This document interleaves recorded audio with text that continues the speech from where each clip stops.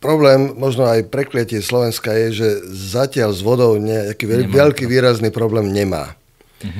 Nevidno, čo bude za 15-20 rokov, možno ten problém naozaj tu nejaký nastane a samozrejme budeme sa musieť adaptovať na zmenené podmienky a tá dažďová voda sa stane vzácnou komoditou, ale celkovo aj výskumy, ktoré robíme u nás na ústave, zatiaľ naznačujú, že tieto zelené opatrenia dokážu plus minus eliminovať ten predpokladaný nárast intenzity dažďov, čiže akoby eliminovať tie negatívne vplyvy tej klimatickej zmeny, čiže vybudovaním týchto zelených prvkov, zelenej infraštruktúry vodozádržných prvkov ostaneme asi na tej úrovni, ako sme.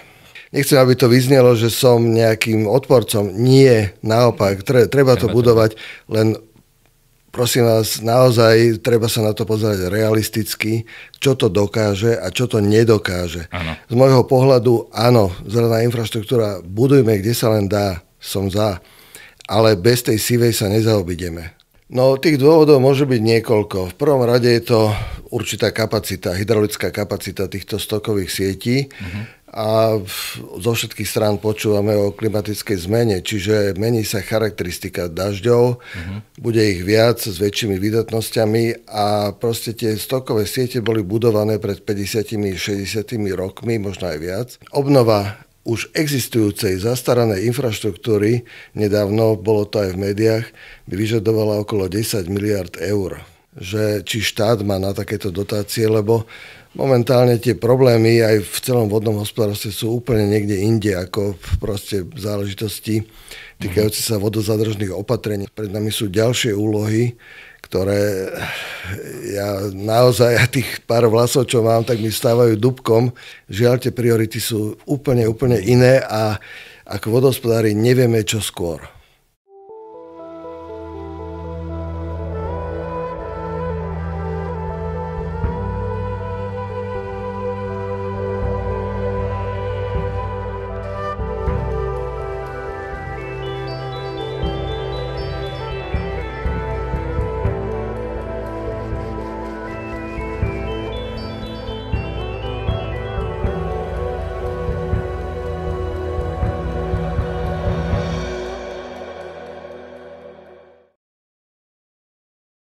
Pán docent, vítajte u nás v Centre adaptácie a odolnosti. Ďakujem veľmi pekne za to, že ste prijali pozvanie na tento rozhovor. Ďakujem aj ja.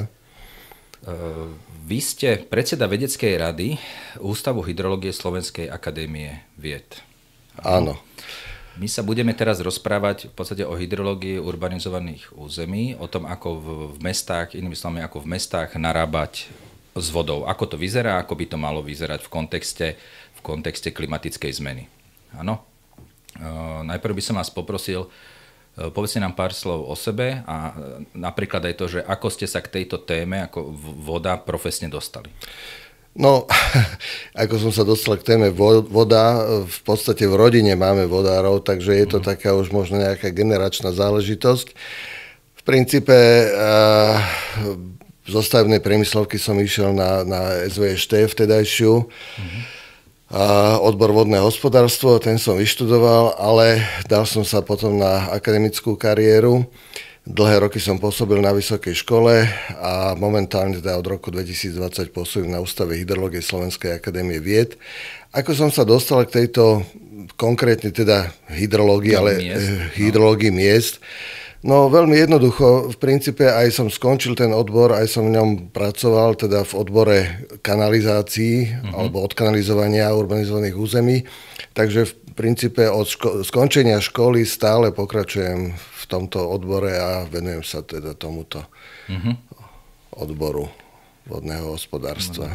Čo sa týka narábania s dažďovou vodou v mestách, áno, tak k tomu sa dostaneme, že aké sú tam primárne dôvody. Ja by som povedal hneď tak, akože laickým pohľadom sú dva základné. Jedna vec je teda chladenie urbanizovaného priestoru, to znamená, lebo tá voda a zeleň, ktorá je zavlažovaná, alebo ktorá si udrží tú vlahu, chladí ďaleko viac ako suchá. Áno? Áno. To je jeden dôvod. A potom určite druhý dôvod je to, že tie vodozádržné opatrenia sa robia preto, že v prípade práve prívalového dažďa je nejak menej zaťažené, alebo ten fázový posun zaťaženia tej kanalizačnej siete sa nejak rozloží v čase. Áno? Ale chcel by som sa spýtať jednu vec, že z hľadiska takého globálnejšieho, nazvime také, neviem, že sa to volá ten malý vodný cyklus, že z hľadiska takého globálnejšieho, keď si zoberieme pomer plochy miest ku krajine, k lesom, k lúkam, že aké to je malé percento, má toto zadržiavanie a spomalovanie odtokov vody v mestách aj nejaký globálnejší význam? Akože na nejakú cirkuláciu, dážď, voda, rieka, alebo naozaj to robíme len kvôli tomu mestu samotnému? No, globálnejší význam, tak nechcem hovoriť o celej planéte, to je asi komplikované, ale sústreďme sa na Slovensko. Rozhodne má to význam z niekoľkých dôvodov, ale keď hovoríte o tých dopadoch, tak treba povedať, ono je to tak, závisí vždy od konkrétnej situácie a to je veľmi časté vo vodnom hospodárstve. Závisí od toho, aké veľké je mesto, aký má systém odkanalizovania, aký má recipient.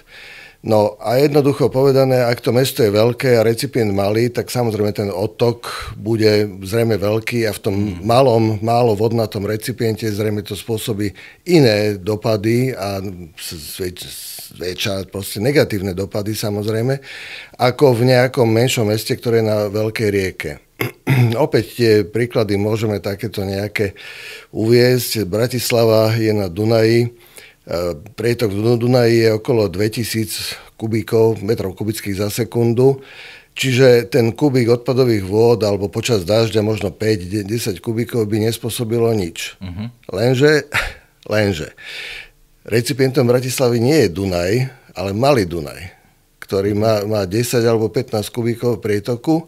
A tamto už narobí riadnu paseku, lebo ak hovoríme teda o otoku dažďových vôd, tak musíme povedať jednu vec. V našich mestách je tzv. Jednotná stoková sústava, alebo teda minimálne v tých väčších mestách. V menších obciach je tzv. Delená. No a tá jednotná stoková sústava znamená, že jedným potrubím odvádzame všetky druhy vôd, teda aj dažďové, aj tie odpadové. Oni sa zmiešajú a výsledkom je proste veľké množstvo znečistených vôd. A problém je v tom, že ono to vteče do stokovej siete, rýchlo odtečie z miest, to je tá koncepcia, ktorá ešte je tu bohužiaľ z minulosti, rýchlo odtečie. A na konci častokrát nevieme, čo s tým. Zriadujú sa tam tzv. Odľahčovacie komory, kde jednoducho veľké množstvo vôd, ktoré nevieme inak proste nejakým spôsobom zlikvidovať alebo niečo s ním urobiť, vypustíme do vodného toku. Ale je to v princípe odpadová voda. No, samozrejme, tá koncepcia bola navrhnutá inak. Tam mala byť nejaká záchytná dažďová nádrž, ktorá by aspoň zachytila časť týchto vôd a vrátila späť do toho cyklu pred čistiareň odpadových vôd. Ale žiaľ, mnohokrát tieto dažďové nádrže z rôznych dôvodov, nejaké územné alebo finančné problémy sa nepostavili a jednoducho nie sú na našich stokových sieťach, takže celková tá retenčná kapacita, ak to môžeme takto povedať, je pomerne nízka. Ale zase tých odľahčovacích komor máme pomerne dosť. Takže toto je jeden dôvod, prečo sa snažíme nejakým spôsobom robiť tie vodozadržné opatrenia, aby sme spomalili ten tok vody, vyrovnali ho v čase a tým pádom zmenšili toto odľahčenie. Jasne. Ja by som sa tu nás pýtal, že keď teraz, dobre, súvisí to s nejakým povedzme, úrovňou poznania alebo s klimatickou zmenou, s vývojom nejakých technológií, je teraz ako keby, že naším cieľom teda vodu zadržiavať čo najdlhšie v tom urbanizovanom území predtým, ako, alebo zadržať ho aj tak, aby sa dajme tomu vyparila priamo v tom území predtým, ako ho pustíme do rieky. Ako keby, že pustenie do rieky to je až tá posledná možná inštancia, ktorá by tam mala nastať. Áno? Presne tak. Ja sa spýtam takúto vec, a prečo teda podľa vás, aký bol tá historická logika za tým, že všetky naše mestá sú teda navrhnuté tak, že aj tá dažďová, že čím skôr z mesta preč do rieky? No, je to záležitosť naozaj historického vývoja. Žiaľ Bohu, s tým už nič neurobíme. Ale poviem to asi tak. V tých malých obciach sa s tým dažďom vysporiadali ako vedeli. Proste urobili tam nejaké priekopy popri cestách. Tá voda buď vsiakla, alebo odtekla nejakým systémom rigolov. Domy si chránili svoje pozemky, parcely takisto. Čiže tam to je nejakým spôsobom vyriešené. A momentálne aj, dajme tomu, pribudla nejaké veľké parkovacie plochy pred nákupnými centrami. V poriadku, urobíme nejaký menší odvodňovací systém, ktorý je len na dažďové vody, čiže tie nie sú natoľko znečistené. Pustíme do najbližšieho potoka, vec je vyriešená. Čiže malé obce v poriadku. A dôsledok toho je, že dnes v týchto malých obciach sa stavajú tzv. Delené stokové sústavy. To znamená, ak sa tam postaví stoková sieť, tak nemá za cieľ odvádzať dažďové vody, ale výlučne odpadové vody. No, iné je to vo väčších mestách, kde sa tie problémy nakopili a práve v tých historických nejakých veľkých husto zastávaných centrách miest tam vznikol aj problém s odvádzaním dažďových vod. Tie pozemky sa zastavili, proste vzniklo tam veľa nepriepustných ploch a bola otázka, čo s tým. No tak tiež postavíme nejaký odvodňovací systém. Niekde vo svete to riešili tým, že postavili zvlášť odvodňovací systém pre dažďové vody, zvlášť pre odpadové vody, no ale to chce postaviť vlastne dve potrubia vedľa seba. Historicky, ale nie je to len problém Slovenska, to je, by som povedal, celá centrálna Európa. Išla na to nejak tak, že to sa stavalo pred 100, možno 150 rokmi, tieto kanalizačné systémy. No chceme tú vodu odviezť, ale nemá zmysel stavať dve rúry vedľa seba, postavíme jednu veľkú a budeme odvádzať aj. Áno, rýchlo sa zistilo, že tých dažďových vôd je veľa, 10-20 násobne viac ako tých odpadových vôd, čo s tým vznikol tento koncept odľahčovacích komôr a z toho vyplývajú vlastne dnešné problémy. Nevieme, čo s tou vodou, tak sa vymýšľa, kde čo, tieto dažďové nádrže a len tak ako príklad, v Nemecku je, pokiaľ si dobre pamätám tie čísla, okolo 60 000 odľahčovacích komôr, ale spojených s dažďovými nádržami. Na Slovensku tých odľahčovacích komôr toľko asi nebude, podstatne menej, typujem, že je to 1000-2000. Ale dažďových nádrží, obávam sa, že by som ich vedel zrátať na mojich všetkých prstoch, ktoré mám. Takže, žiaľ Bohu, tá ochrana v tomto smere na Slovensku pokrývkáva. Predtým, ako položím ďalšiu otázku, by som sa chcel vrátiť. Čo presne je tá odľahčovacia komora? Čo je jej cieľom? Odľahčovacia komora je to veľmi jednoduchý v podstate stavebný objekt, kde, ako to jednoducho vysvetliť, je tam určitá prepadová hrana v určitej výške a jednoducho, keď je malý prietok, tak voda tečie v nejakej výške pomerne malej, 20-30 cm, dajme tomu. Keď príde dažďová voda, tak tečie vo väčšej výške, alebo teda väčšou hĺbkou. A tá prepadová hrana je teda v určitej naddimenzovanej výške, čiže ten prietok, ktorý je nad prepadovou hranou, jednoducho prepadne na bok, a otečie do recipientu. Čiže pôvodne tečie, povedzme, do čističky odpadových vôd, ale keď sa navýši na určitú hranu, už to ide priamo, ako taká výhybka, priamo do rieky. Áno, dobre ste to povedali, výhybka. No a jednoducho, keď neprší, tak tam v tej stokovej sieti sú len bezdažďové prietoky, čiže odpadové vody. Ano. Samozrejme, tá prepadová hrana musí byť nad hladinou týchto vôd, lebo nie je proste prípustné, aby tieto prietoky išli do vodného toku priamo. Takže je to nadimenzované takto a v prípade dažďa opäť časť dažďových vôd by mala ísť do čistiarne odpadových vôd, predsa len. Je tam nejaká kapacita na čistenie týchto vôd, čiže ešte tá prepadová hrana je trošičku vyššie, ale už sú určité prietoky, ktoré čistiareň nezvládne a vtedy vlastne tá voda začína prepadať do toho recipientu, teda do vodného toku.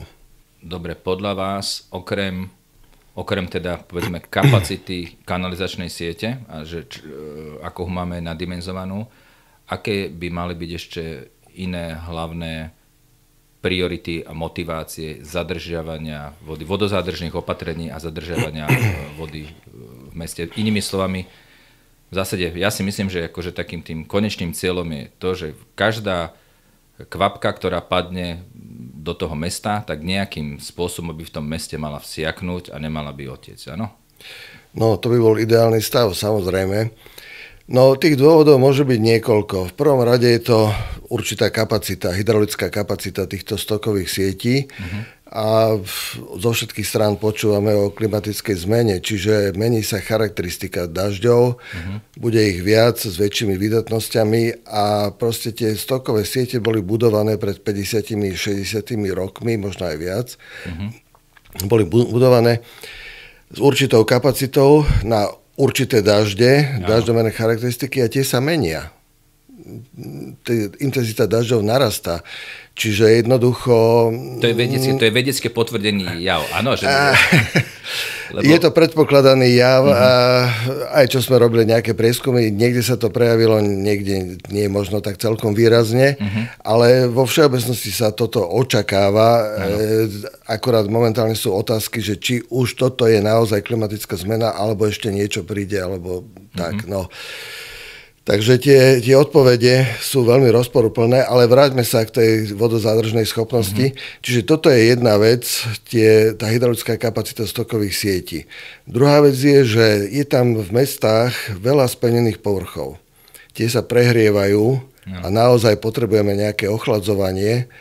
A ochladzovanie práve nám dodáva zelená infraštruktúra, zeleň, ktorá v týchto mestách je. Čiže snažíme sa, kde sa len dá, budovať tieto prvky zelenej infraštruktúry, ale aby vydržali, potrebujú nejaké závlahy. Samozrejme, lebo sa tiež počíta s tým, že tých dažďov bude menej, budú viac intenzívne, ale to znamená, ak ich bude menej, budú dlhšie tie bezdažďové obdobia.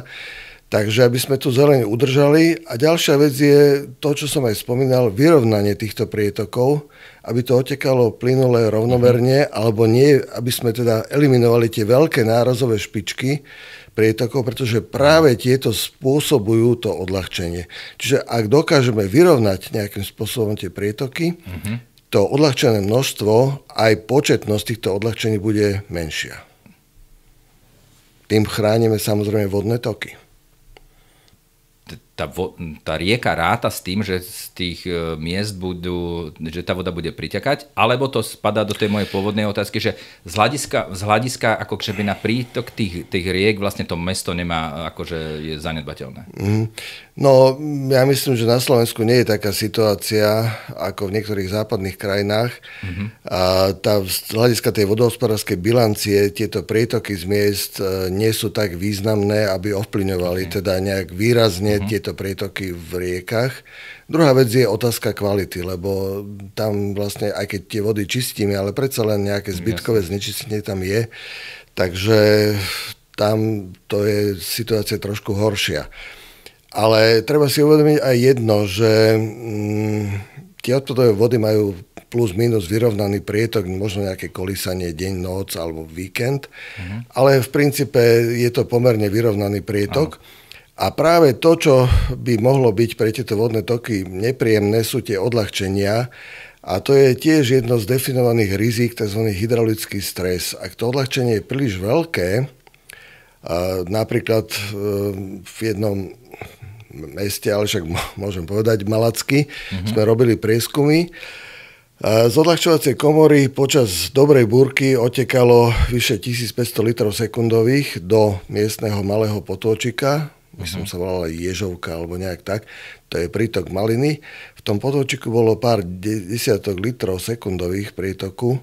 Čiže naozaj, ak do toho vpáli 1500 litrov odľahčených vôd, tak je to pre tú biocenózu toho toku hydraulický stres, proste veľký nárast rýchlostí znečistenej vody. Jednoducho ten potok, tá jeho biocenóza, celé oživenie rybie, alebo ak tam vôbec nejaké sú, sú vystavené takémuto stresu.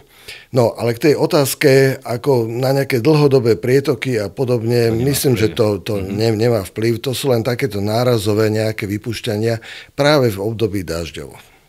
Myslím, že zbytočne sa asi pýtať, ale spýtam sa, je vôbec predstaviteľné v nejakých, nazveme to, ekonomických silách štátu alebo organizačných silách štátu, že by sa ako vyslovene, že stoková sieť naozaj všade vymenila, napríklad aj vymenila, že by sa spravila delená. Že a plus teda so všetkými týmito akumulačnými nádržami na nárazové prívaly dažďov, že by sa v zásade celé podzemie slovenských miest akože urobilo, tak má to asi...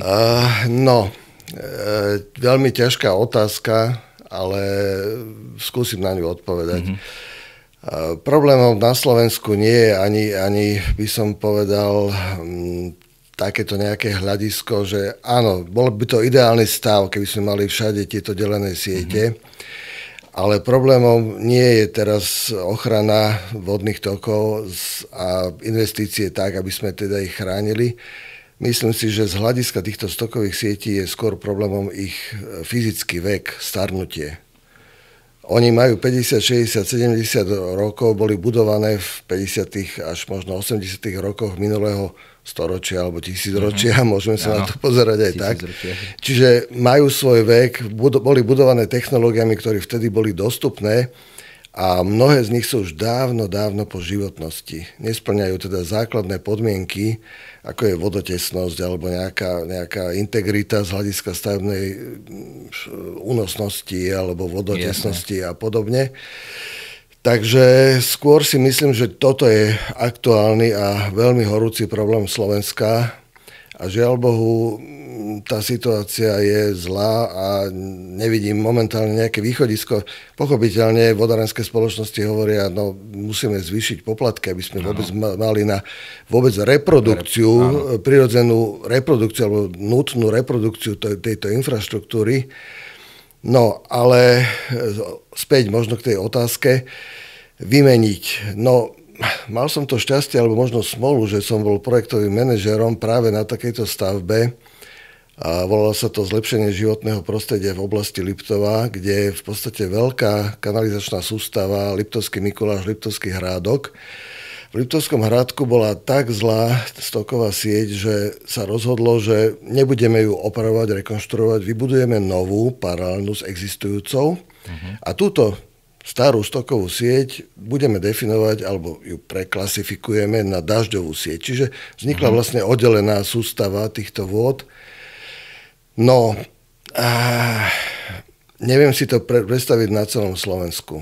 Toto bola stavba, bol tak náročný projekt. Bol to náročný projekt, pretože možno aj z takých stavebných dôvodov tá stoková sieť je spravidla najhlbšie uložená inžinierská sieť v ceste. Áno. Prijala sa zásada, že stavíme novú sieť, čiže musí byť hlbšie, aby všetky existujúce prípojky sme mohli do toho gravitačne pripojiť. Čiže sme boli pod všetkými inžinierskými sieťami. Bola tam náročná geológia, to je pravda, ale neustále križovania plynovodov, vodovodov, proste neustále poruchy, opravy a tak ďalej. A Liptovský Hrádok, no je to nie až možno také veľké mesto, ale prakticky na 4 roky bolo rozkopané stále obchádzky, šoféry, sťažnosti.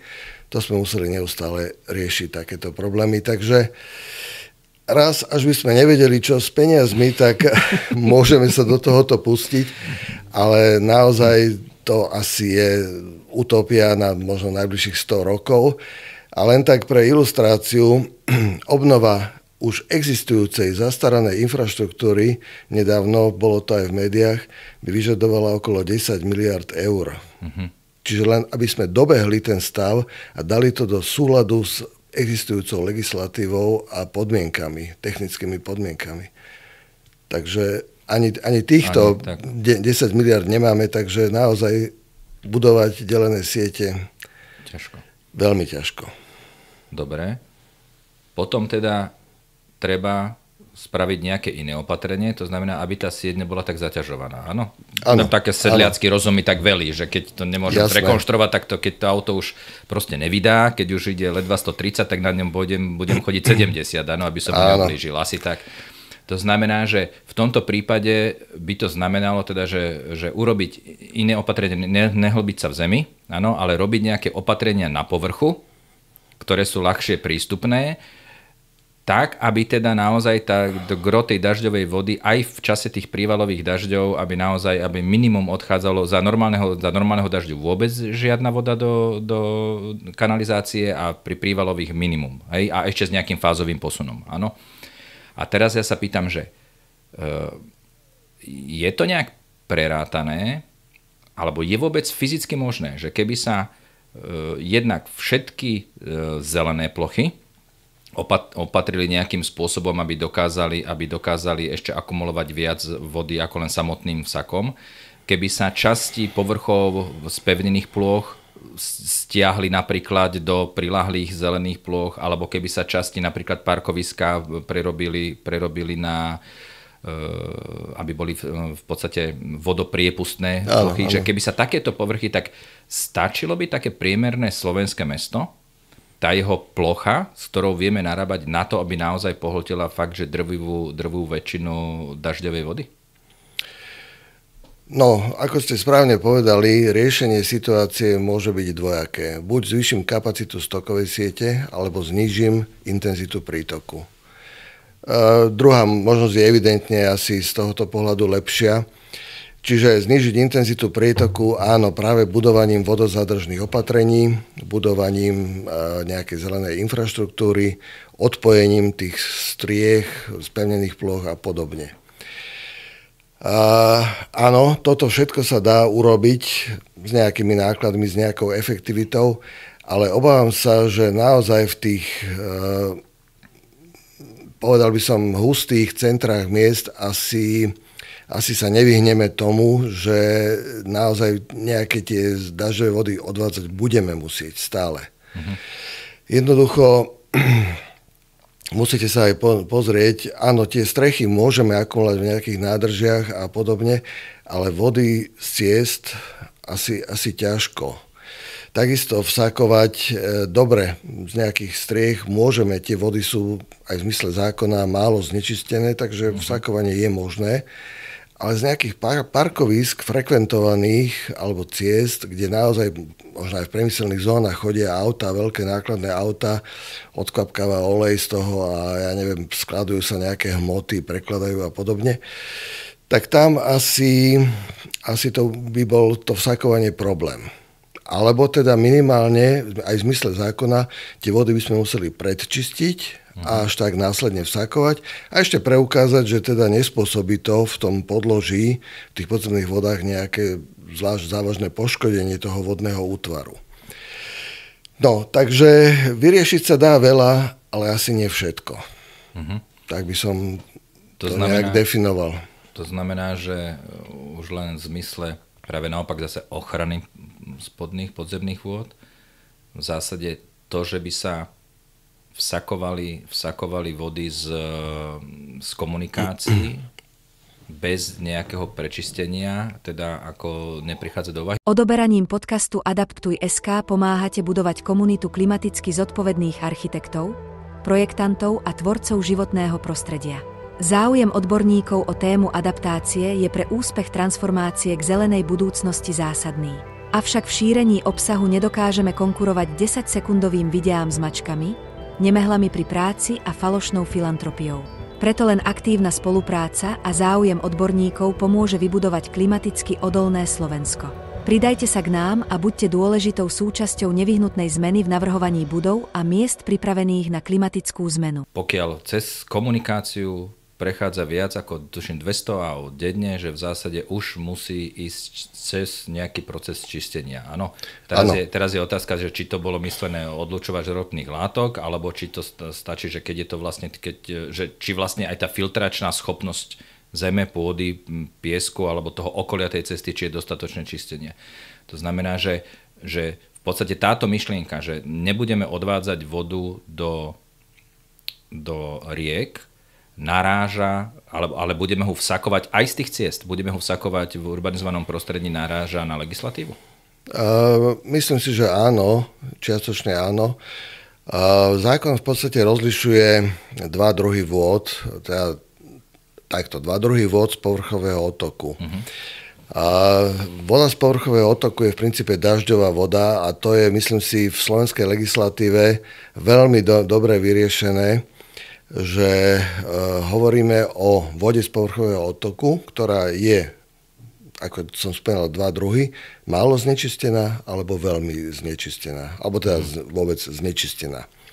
Ale v princípe je to voda z povrchového otoku, nie je to odpadová voda.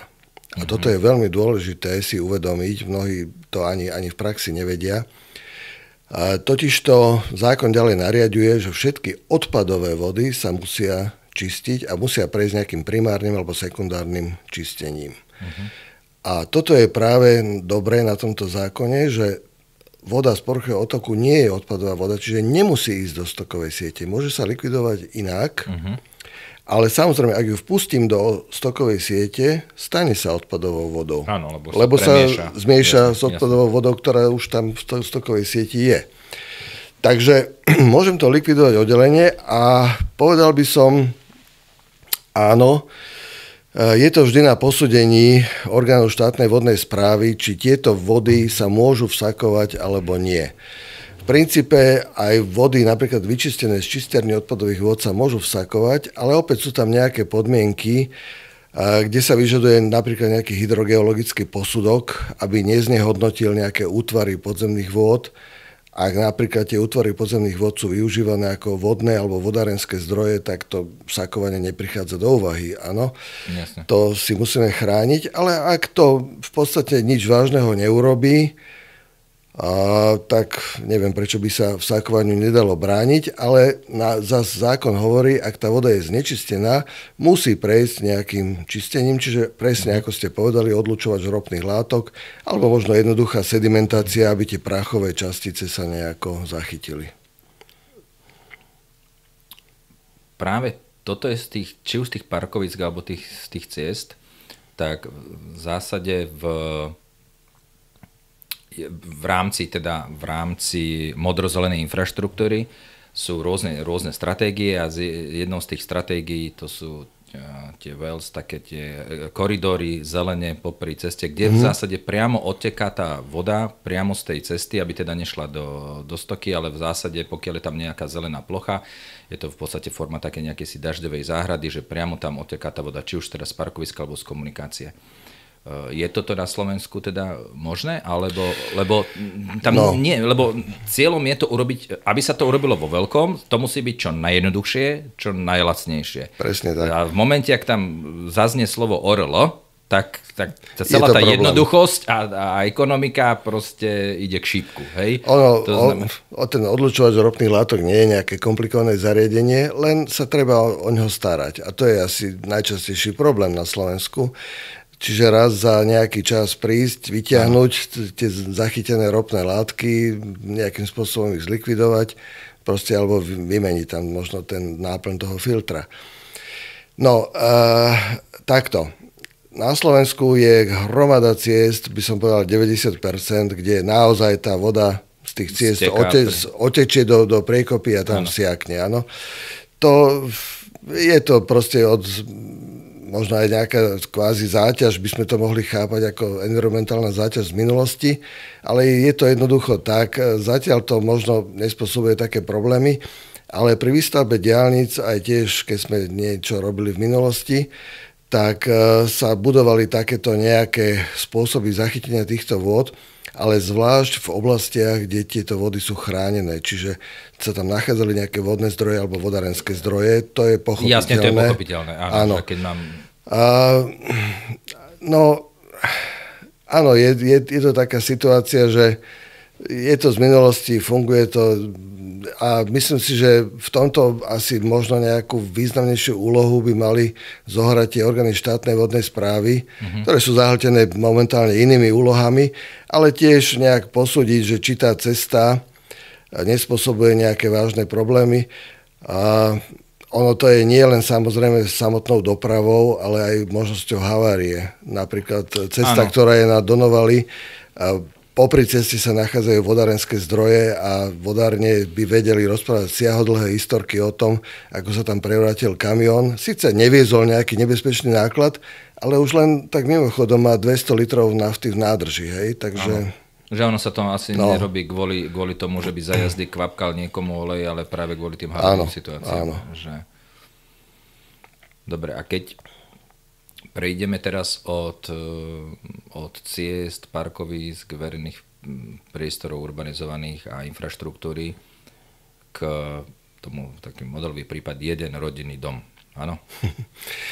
Čo urobiť? Čo urobiť? A hlavne prvá otázka je, že v takom štandardnom meste slovenskom, kde je nejaký teda pomer plôch, pozemkov, respektíve striech, keby v hypotetickej situácii všetci si naozaj vyriešili tú dažďovú vodu, teda ešte povedala nie, že rodinný dom, ale povedzme aj bytovka. Dobre, nehovoríme o starom meste, Bratislava staré mesto. Bavíme povedzme o klasická situácia nejakého sídliska, to je jedno, že či pôvodného, teraz z 80. rokov, alebo novostavba, alebo teda rodinný dom. Čiže keby sme zobrali tie objekty na bývanie, keby všetky si vyriešili dažďové vody aj v prípade nejakého naozaj ako toho extrémneho dažďa na svojich pozemkoch, malo by to zásadný vplyv na tú dažďovú, teda stokovú sieť, alebo nie. Inými slovami, ten pomer tých plôch voči tým cestám, ktoré sme sa teraz dohodli, že nie je to také jednoznačné, že by to bolo ideálne púšťať na trávu vedľa cesty. Takže...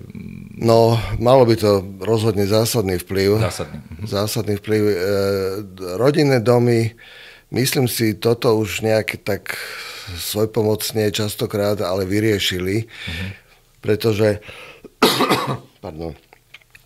na Slovensku v princípe od roku 2003 platí vyhláška Ministerstva životného prostredia, ktorá spoplatňuje vypúšťanie dažďových vôd rovnakou tarifou ako vypúšťanie odpadových vôd. Áno. Čiže tí majitelia, pokiaľ vo faktúre zistili, že platím za dažďové vody, no tak hneď začali špekulovať a nejakým spôsobom sa odpojili. No, treba povedať, tú veľkú úlohu zohráva nejaká ekonomická efektívnosť a v podstate aj možno kúpyschopnosť alebo proste finančná nejaká stabilita týchto slovenských domácností. A častokrát sa rozhodujú pre veľmi jednoduché, lacné a treba povedať, ale aj efektívne riešenia. Čiže odpoja si naozaj tie ríny od stokovej siete, dajú súdy, nejaké prevedú tú vodu do súdov a tá voda, ktorá teda je akože prebytočná, mala by sa nejak vsakovať, možno nejaké vsakovacie zariadenie na pozemku. To je komplikované, drahé. Čiže urobia len nejakú prehlbeň pri dome, kde si urobia takúto dažďovú záhradku. Áno. Tá voda tam otečie, vsiakne, hotovo. Takže domácnosti toto riešia. Nejaké komplikovanejšie zariadenia, a už keď tam dáte nejakú nádrž, do ktorej tá prebytočná voda sa zachytí a využívate na polievanie, tá nádrž už stojí nejaké peniaze a opäť závisí od toho, ako je na tom proste ten majiteľ, lebo tá doba návratnosti je častokrát veľmi problematická na Slovensku. Je to rôznymi faktormi, napríklad aj cenou za odvádzanie týchto dažďových vôd, ktorá si myslím je stále nízka. Vodárenské spoločnosti neustále navrhujú, ale žiaľ sú regulované subjekty, takže nemôžu si uplatniť nejakú ľubovoľnú cenotvorbu. Ale len tak príklad, zasa, ako ste spomínali, idem tu niečo počítať. Ak rodinný dom má 100 m2, tak ten výpočet je 100 m2 krát ročný úhrn zrážok 600-800 mm, čiže 0,608 metra, čo je nejakých 60 až 80 metrov kubických, krát cena za vypúšťanie dažďových vôd, a ja neviem, euro 40, euro 60, čiže hovoríme o nejakých 100, možno 120 eurách. No, ak si ten majiteľ chce postaviť nejakú záchytnú dažďovú nádrž, ja neviem, 10 kubíkovú, 5 kubíkovú, to už závisí na ňom, veľkosti záhrady, veľkosti strechy a podobne, ale bude to stať určite pár tisíc eur.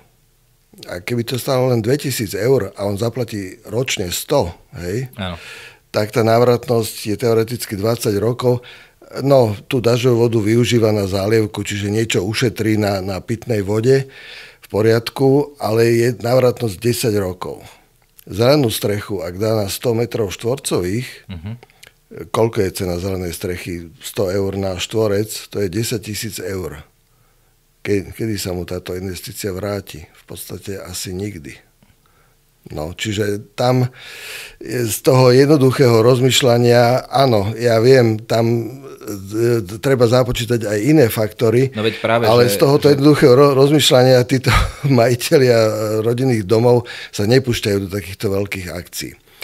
Druhá vec je, tá zelená strecha má iné účinky, ako je to práve to ochladzovanie miest, dajme tomu nejaká izolácia strechy, neprehrieva sa tá budova, produkuje to kyslík, vyparuje sa tá voda, hej, čiže biodiverzita a podobne.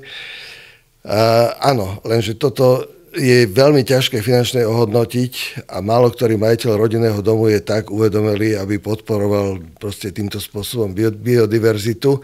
On rozmýšľa v podstatne jednoduchších horizontoch, takže tieto zelené strechy napríklad majú zmysel naozaj na veľkých, možno priemyselných budovách, verejných budovách a podobne. A tiež bez dotácií asi tá ekonomická efektívnosť je veľmi otázna.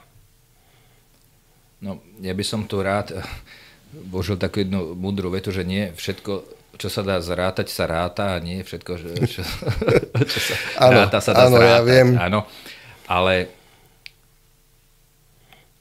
to teda znamená ale jednu vec, že lebo takto, to zadržiavanie a zachytávanie tej dažďovej vody má samozrejme ešte a v budúcnosti bude mať ešte iné výhody a to je teda samozrejme tá, že potom môžem poľovať práve preklenovať nejaké obdobia sucha na tej záhrade, áno.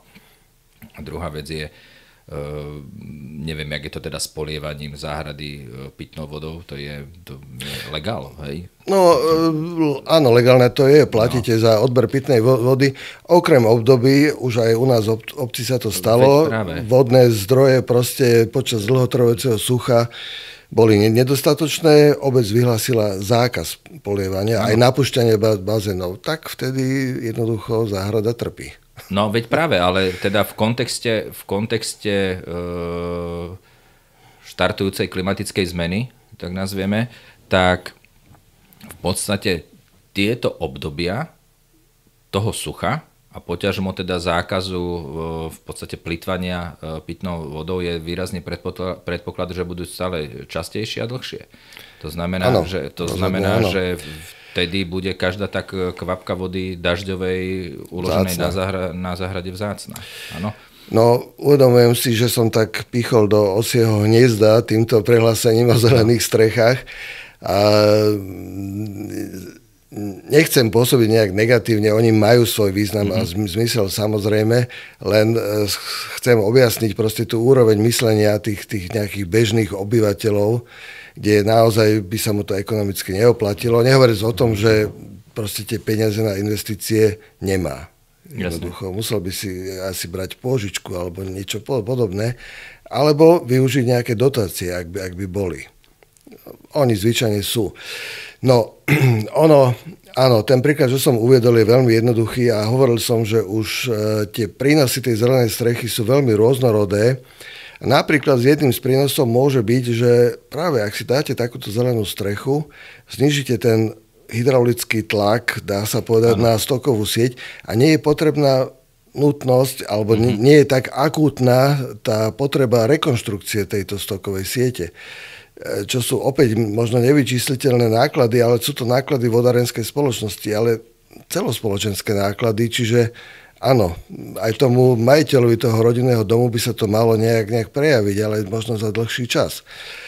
Čiže naozaj veľmi ťažko vyčísliť tento prínos, ale treba aj povedať aj druhú vec, na ktorú sa veľmi často nemyslí. Tieto vodozadržné opatrenia samozrejme sú veľmi populárne, ale niekedy aj máme určité technické obmedzenia, nie len legislatívne, ekonomické, ale technické. Všetky strechy u nás boli dimenzované na zaťaženie 100 kg na metr štvorcový, ktorý vyplýva z nejakých snehových oblastí. Teraz, ak tam dáte takúto zelenú strechu, áno, ale môžete ísť opäť len so súhlasom statika do nejakej hrúbky a tak ďalej. A väčšinou sú to teda extenzívne zelené strechy, ktoré možno nemajú až taký vodozádržný účinok. Ďalšia vec, vsakovanie. Áno, dajme tomu z legislatívneho hľadiska, môžete vsakovať, dobre, urobím tam nejakú vsakovaciu priekopu, niečo, lenže v mestách opäť zistíte, že ten pozemok patrí niekomu, majiteľ súhlasí, nesúhlasí. A práve tam, kde chcem vsakovať, kúrnik šopa, je tam plynovod, vodovod, inžinierské siete, kde čo iné, hej. A už mám určité technické obmedzenia.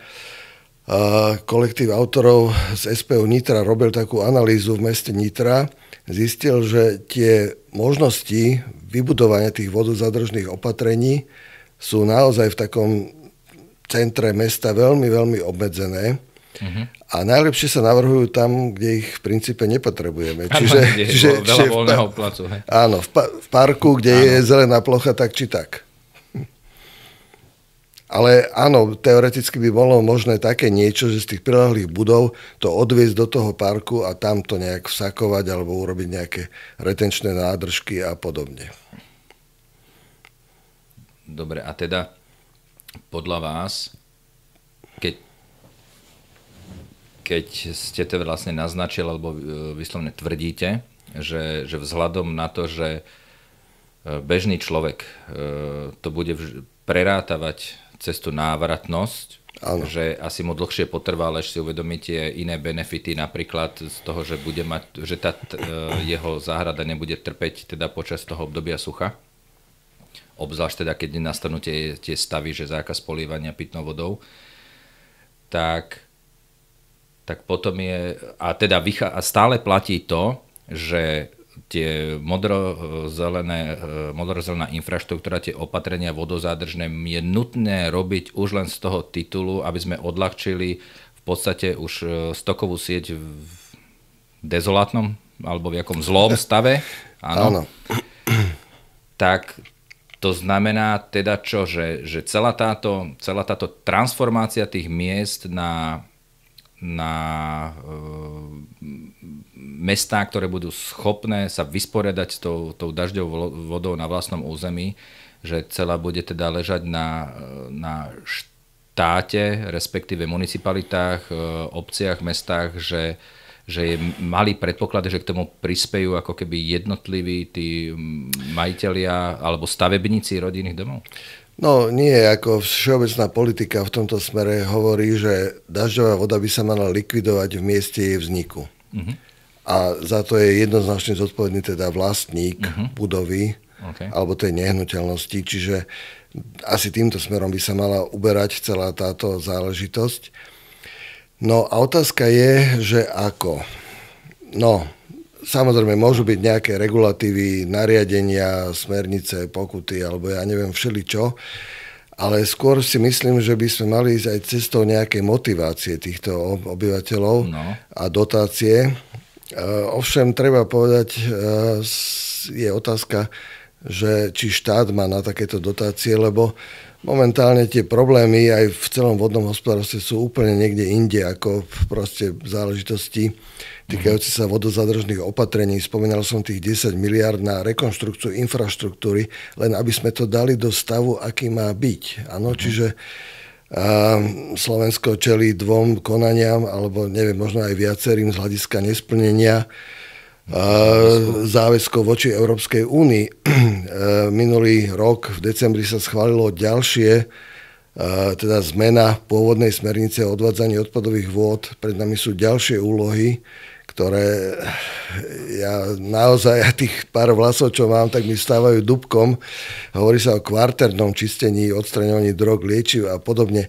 Čiže naozaj táto oblasť, áno, súhlasím so všetkým, treba niečo robiť, ale žiaľ, tie priority sú úplne iné a ako vodohospodári nevieme, čo skôr. Doslova asi tak. Žiaľ, Európska únia je niekde inde. Proste Rakúsko a Nemecko majú odkanalizované na 99, možno až 100%. U nás ešte toto žiaľ nemáme vyriešené a splnené. Takže rozmýšľať o mnohých iných veciach je, nehovorím, že predčasné, ale žiaľ nie je to ako momentálne ten najakútnejší problém. No ale čo sa týka tých vodozádržných opatrení, viete, aj na tých dedinách alebo proste v obciach hovoríte tá závlaha. Ľudia sú veľmi vynaliezaví a snažia sa proste riešiť veci vo vlastnej réžii a polovica, možno 2/3 mojich susedov majú vlastnú studňu. Takže túto otázku majú vyriešenú a majú ju legálne s povolením, proste, lebo takto to je, takže sa zabezpečili nejakým spôsobom. No, takže opäť ten tlak na využívanie tej dažďovej vody je nejaký veľmi nízky. Ako áno, aj z hľadiska závlahových systémov, tá dažďová voda, ak je v nádrži, tak jednoducho tam je nejaký nárast proste toho mikrobiálneho oživenia, je čiastočne znečistená, takže tá voda zo studne je pre neho podstatne výhodnejšia. Dobre, a teraz predstavme si taký scenár, že pokiaľ by sa teda klimatická zmena vyvíjala tak, ako je nejaký predpoklad, a čo teda následne povedie teda samozrejme k dlhším obdobiam sucha, čo samozrejme povedie napríklad aj to, že v tých studniach bude menej vody. Áno, to riziko tu je. To riziko tu je, to sa v zásade aj deje už. V tých studniach bude menej vody, to znamená, že naozaj každá tá spadnutá kvapka dažďa bude mať svoju hodnotu, hej? Pretože keď tam tá závlaha alebo tá vlaha v tom prostredí nebude, tak zase tá zeleň vyschne a keď vyschne zeleň, tak v zásade suchý trávnik alebo suchá hlina má, keď na ňu zapraží slnko, tú istú teplotu, jak betón vedľa. Áno, to znamená práve tou evaporizáciou, práve tou vlahou, ktorá je v tej zemi a v tej rastline, to je to, čo chladí to prostredie. Tak v podstate, keď sa to teda nebude riešiť, akože to není priorita, tak podľa vás povedzme za tých 15-20 rokov, ako budú teda vyzerať mestá? No, to je otázka. To naozaj by chcelo takú veľkú kryštálovú gulu a povedať, že čo. A veľmi ťažko naozaj predikovať niečo do budúcnosti, ako problém, možno aj prekliatie Slovenska je, že zatiaľ s vodou nejaký veľký výrazný problém nemá. Neviedno, čo bude za 15-20 rokov, možno ten problém naozaj tu nejaký nastane a samozrejme budeme sa musieť adaptovať na zmenené podmienky a tá dažďová voda sa stane vzácnou komoditou. Takže ten vývoj, hovorím, je všelijaký, ale napríklad už aj dnes tie vodárenské spoločnosti deklarujú, že oni by boli najradšej, keby nikto im nič, žiadne dažďové vody do tej stokovej siete nepúšťal. Majú s tým naozaj len problémy. Účinná čistiarní z hľadiska technológie alebo tie odľahčovacie komory, ktoré sú teda regulované a v tejto novej smernici pribudla ďalšia regulácia, pomerne prísna. Nevieme, čo to spôsobí, aké potreby vlastne reštrukturalizácie stavebnej týchto sietí.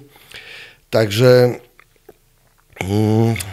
je to nejaký vývoj a ten vývoj bude veľmi, veľmi individuálny pre jednotlivé lokality. Ťažko naozaj nejak generalizovať. Závisí od toho, aká tam je kapacita čistiarne, aká je kapacita stokovej siete, hydraulická kapacita, či naozaj tá klimatická zmena sa nejak výrazne prejaví, alebo to ostane tak ako doteraz, alebo ako.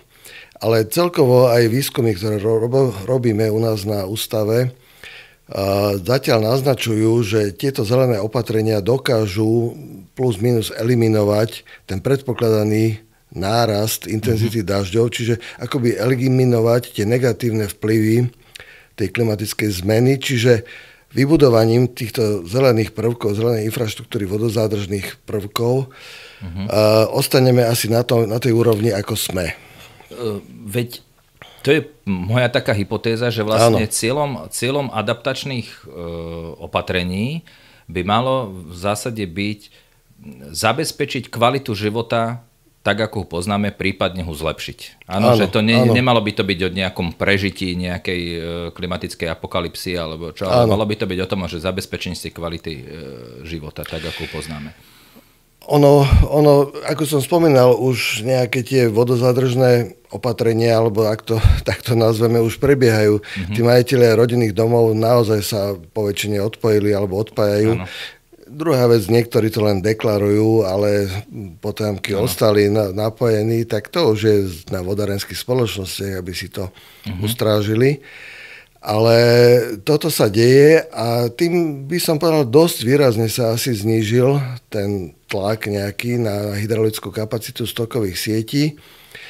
A títo majitelia rodinných domov teda robia tieto jednoduché opatrenia, ale účinné, funguje to. Áno, na svojom pozemku si to vsakuje alebo využíva a podobne.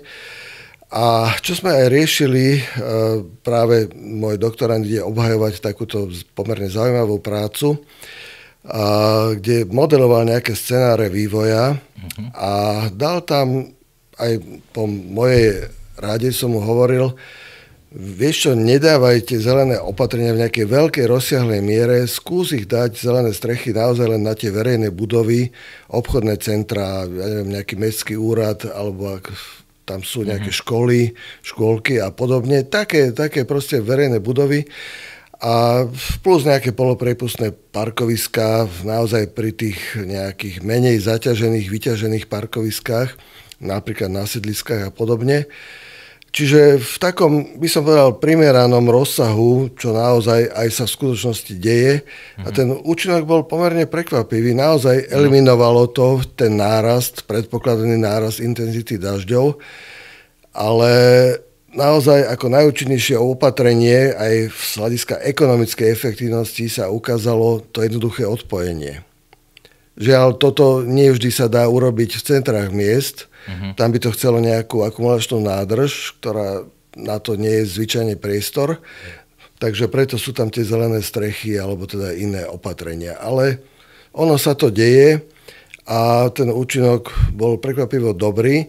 Prekvapivo dobrý z hľadiska, by som povedal, zníženia tých záplav. A otázka druhá je, že zase aký bude možnosť nejakého celkového bilančného pohľadu. Žiaľ, to sme už nemali čas riešiť takúto otázku.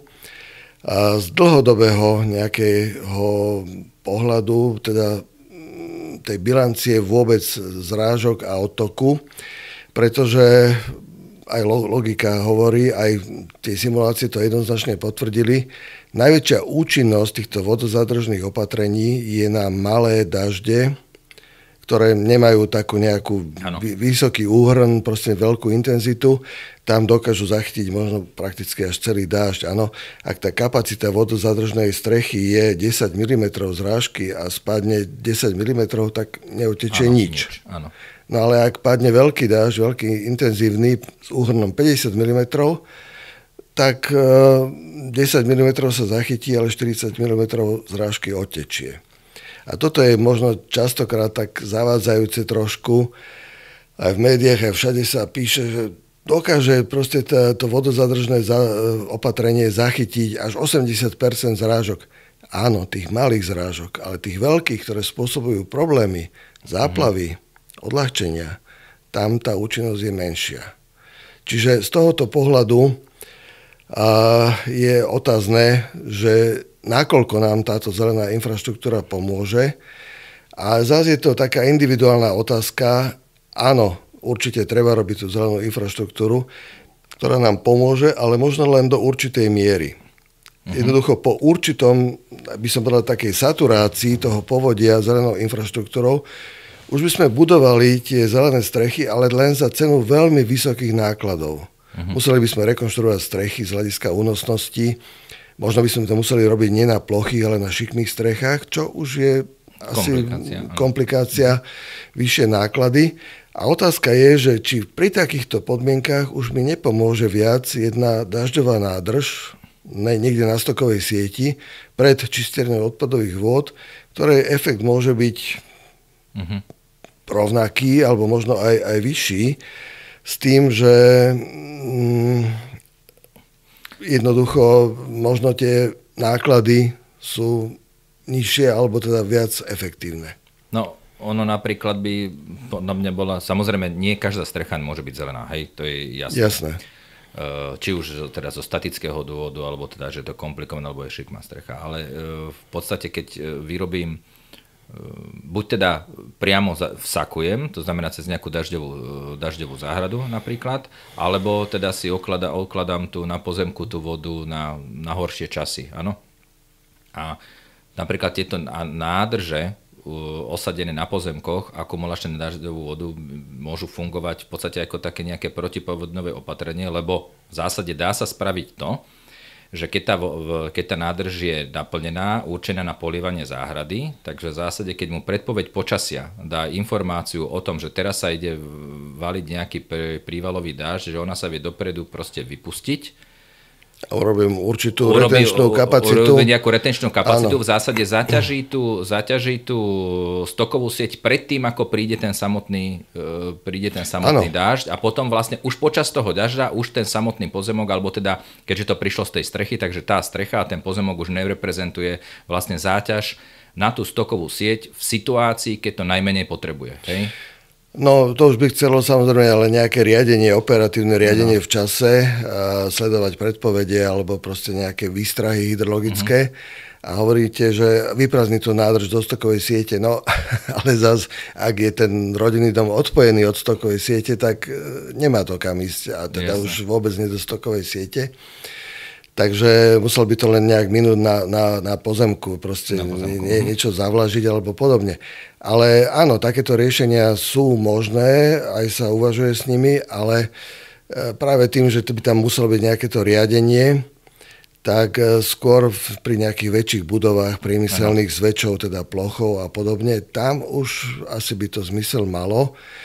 A druhý problém je to, že tá dažďová voda, pokiaľ je v tej nádrži,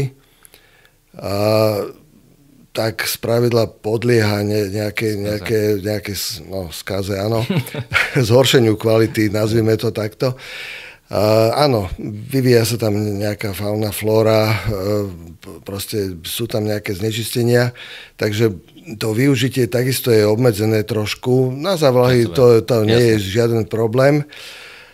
Možno využitie v priemysle ako užitkovú vodu po nejakej jednoduchej úprave, áno, by to šlo, nejaká jednoduchá filtrácia alebo niečo.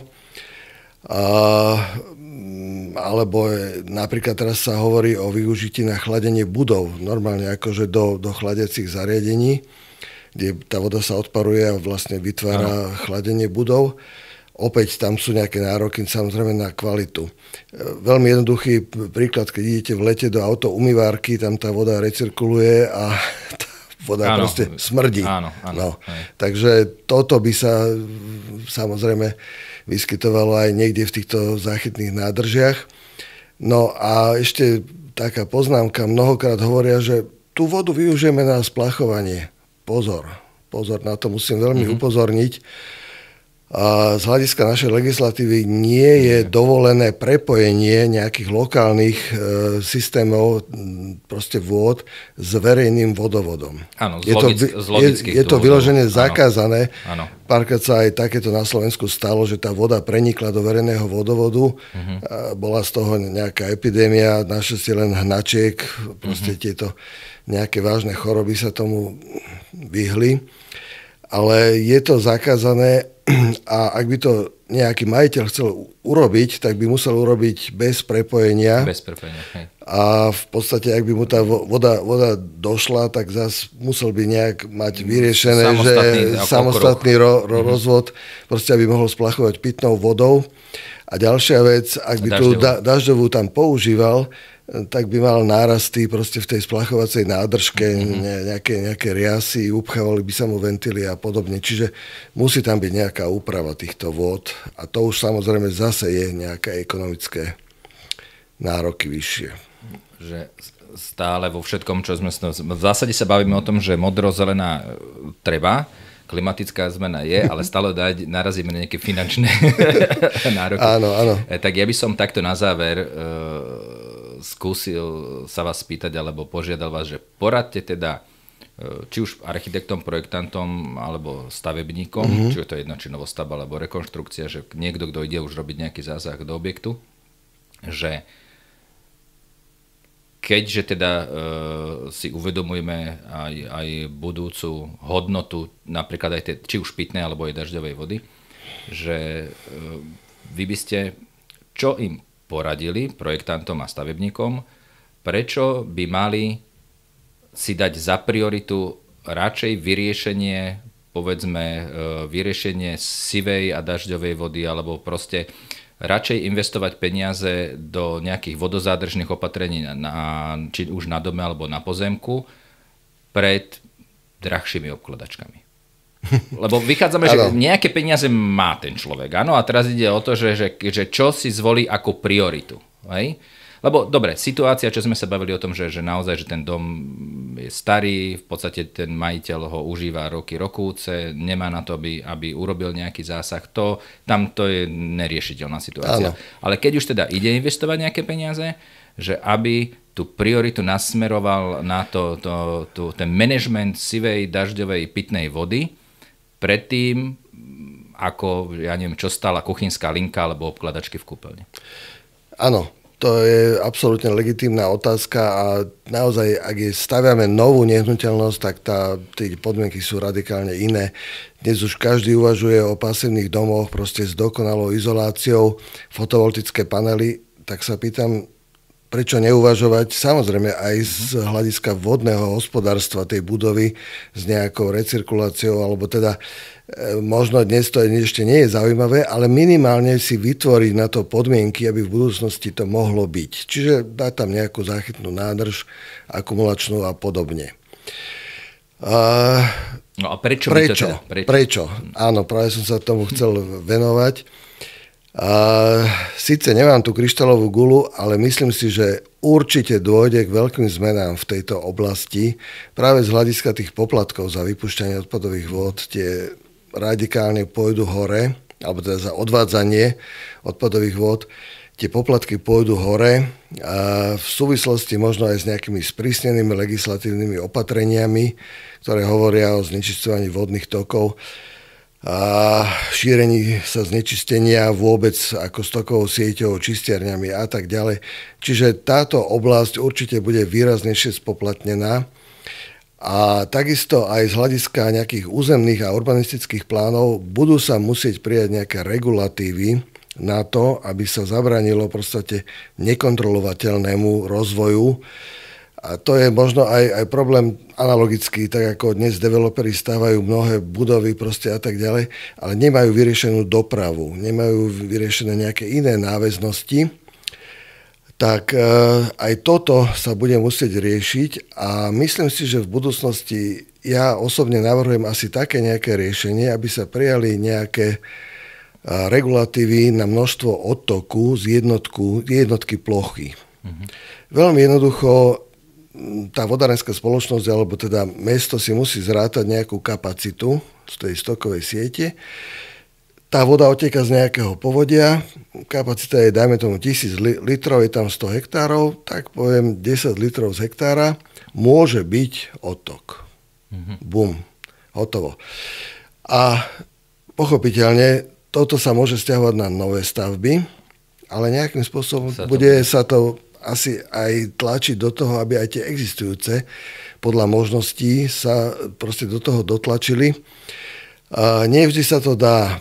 Ak to technicky nebude možné, tak zrejme tam bude rozhodnutie dobre, tak nejaké vyššie poplatky, penále a tak ďalej. No, čiže toto je môj predpokladaný vývoj v tejto oblasti a to riešenie, ako dosiahnuť ten odtok, tak dajme tomu nejaká investícia na 1 hektári. Dobre, tak budem tam mať zelenú strechu, budem mať vsakovanie, budem mať nejaké zachytenie. Čiže tie menšie dažde vyrieším vo svojej nejakej územnej právomoci, ktorú mám na svojom pozemku. A tie väčšie dažde, no tak áno, oni prídu, tak akumulujem, čo sa dá, ale bude tam musieť byť nejaký regulátor odtoku. Existujú také zariadenia, ktoré to zregulujú na požadované množstvo a ostatné musím niekde zachytiť. Ak by som došlo k tomu, že teda prekračujem, no tak musím mať vymyslený nejaký núdzový plán, naozaj nejaké jazierko, do ktorého to pôjde, alebo nejakým spôsobom to inak likvidovať.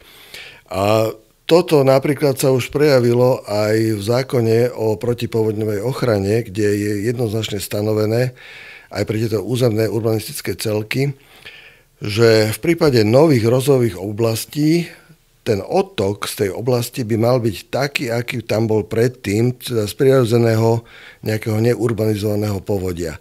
Tá definícia je trošku taká dosť všeobecná, pokrývkavá, lebo ak to niekto chce definovať, tak musí definovať, na aký dáž, s akým úhrnom, s akou periodicitou výskytu a tak ďalej. Ale základ je proste tá idea, tá myšlienka, aby sme nezvyšovali prítok do tých vodných tokov. A to sa teraz týka naozaj len odtoku dažďových vôd. Čiže je potrebná retencia na tom území a pomaličký odtok. To už sa prejavuje v niektorých, by som povedal, takých suburbárnych častiach. V Bratislave napríklad Devinská Nová Ves, tam boli pomerne prísne podmienky, lebo je tam síce nejaký vodný tok, ale na tom vodnom toku sú čerpacie stanice, sú tam nejaké objekty, ktoré majú určitú kapacitu, čiže správca vodného toku jednoznačne požadoval dodržať tieto odtoky z územia, aby sa nemuseli rekonštruovať proste ostatné zariadenia na vodnom toku.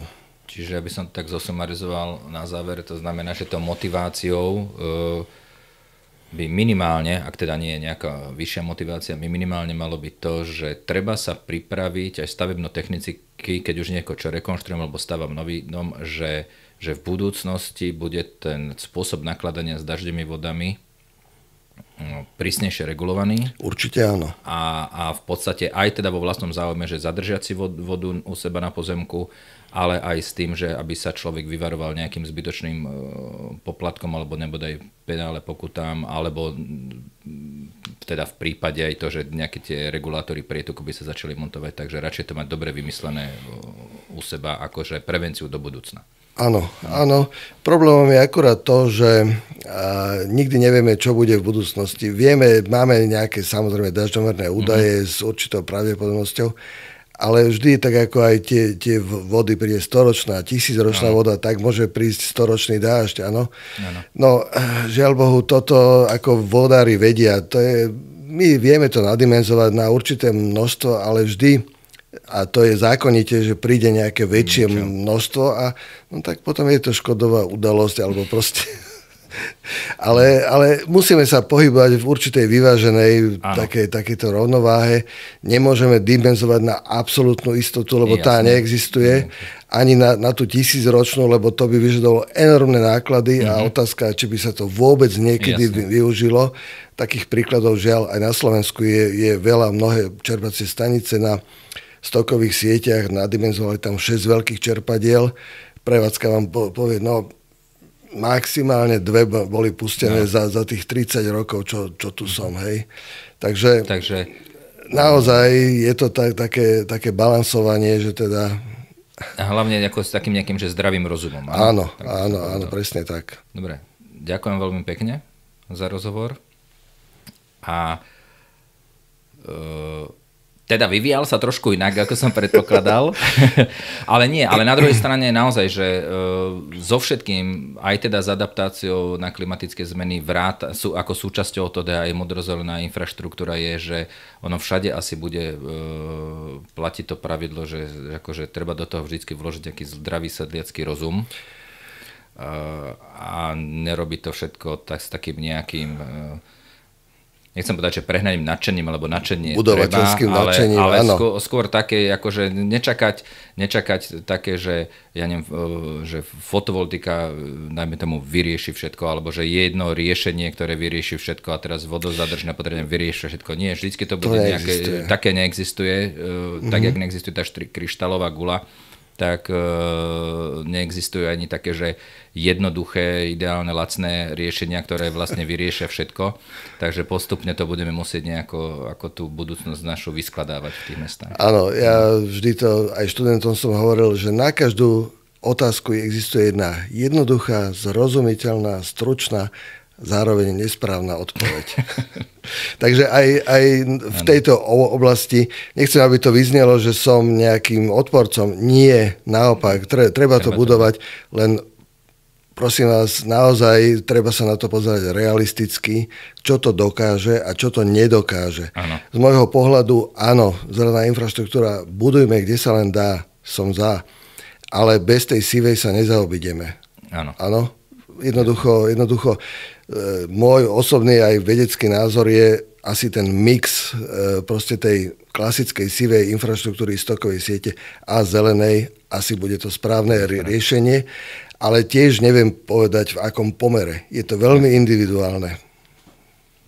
Tak ešte raz ďakujem veľmi pekne. Ďakujem aj ja za pozvanie.